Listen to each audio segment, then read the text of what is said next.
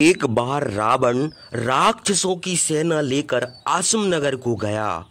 वहां एक दिव्य भवन था। उसके फाटक में वैदुर्य मणि और मोती जड़े थे। खंबे सुवर्णमय थे, वेदिकाएं शोभित थीं। इस फटिक मणियों और हीरों से जड़ित सीढ़ियां बनी थीं। वह इंद्र भवन के समान सुरमय था।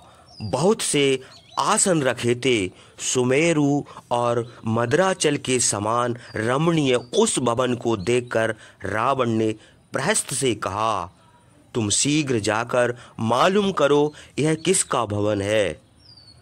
प्रहस्त उसकी आज्ञा से उस घर के भीतर गया।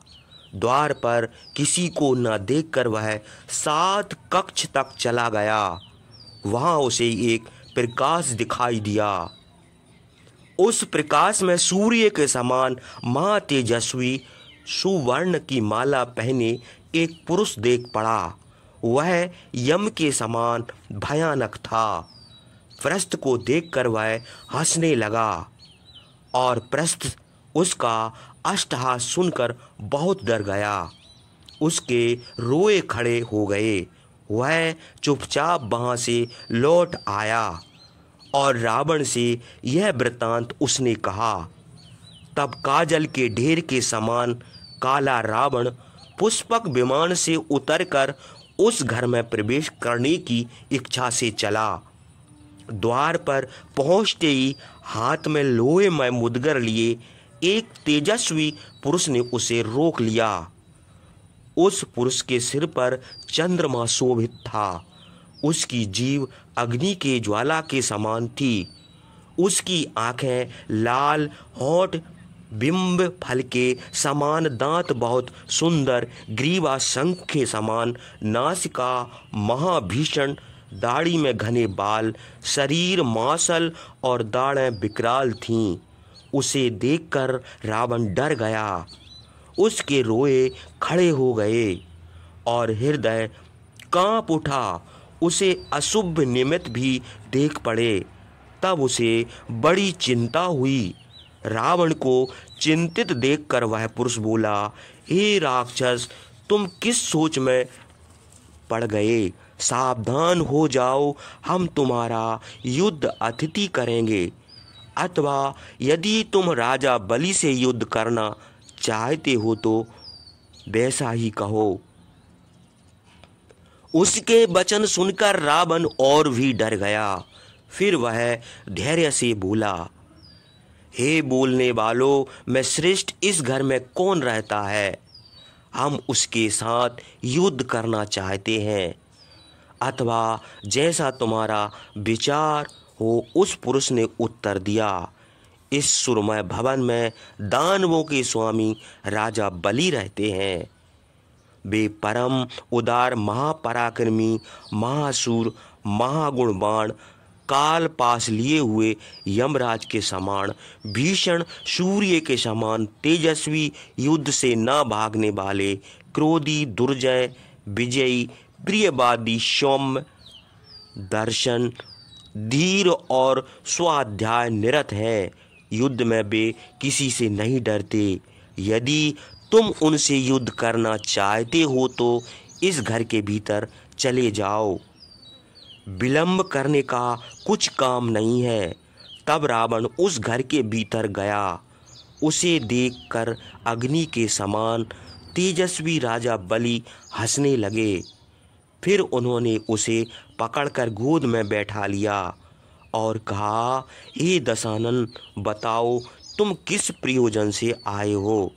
जो तुम्हारी इच्छा हो वह कहो। रावण बोला, हे महाभाग, सुनते हैं कि विष्णु ने तुमको बांध लिया है। इस बंधन से तुमको हम छुड़ा सकते हैं, इसमें बिल्कुल संदेह नहीं है। रावण की यह बात सुनकर राजा बलि बहुत हंसे और फिर उससे बोले, हे रावण, सुनो, हम तुम्हारे प्रश्न का उत्तर देते हैं। यह जो सांवला पुरुष द्वार पर खड़ा है, इसी ने दानवों के महाबलवान राजाओं को अपने बस में कर लिया है। इसी ने मुझको भी बांधा है, इसे कोई नहीं जीत सकता। यह कृतांत से भी बढ़कर भीषण है। संसार में ऐसा कौन है जो इसे परास्त कर सके।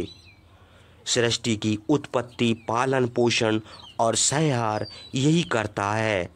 यही तीनों लोगों का स्वामी है। इसे तुम नहीं जान सकते और मैं भी इसे नहीं जानता। यही कली है, यही काल है, यही स्थावर जंगम सब प्राणियों का विनाश करता है।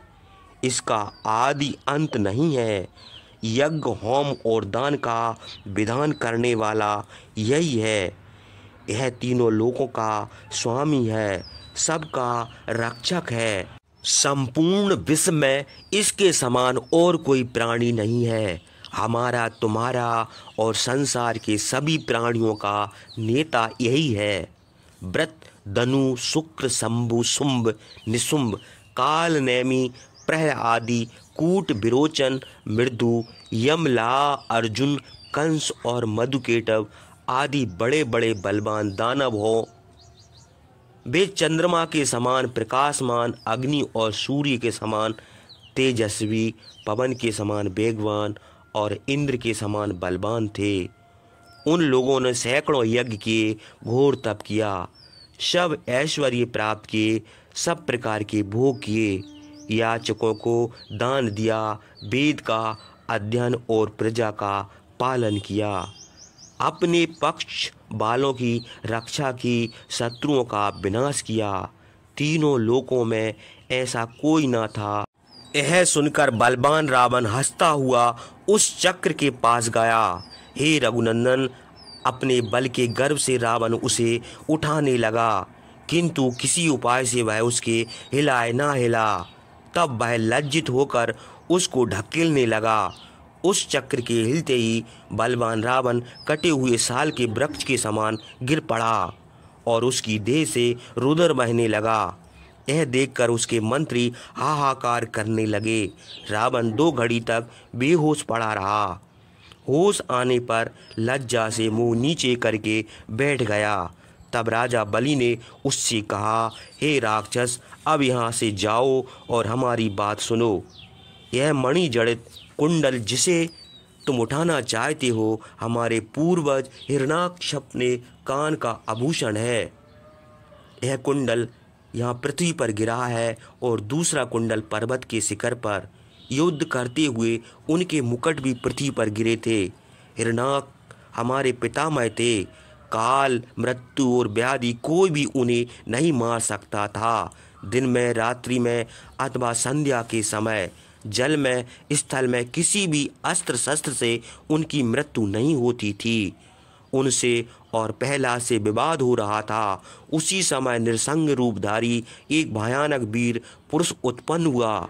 उस पुरुष को देखकर चराचर जगत को बड़ा भय हुआ। उस वीर पुरुष ने दोनों हाथों से हिरण्याक्ष को पकड़ लिया। हिरण्याक्ष परलोक को चले गए। यह वही पुरुष है जो हमारे द्वार पर खड़ा है। यह सब देवताओं का भी पूज्य है।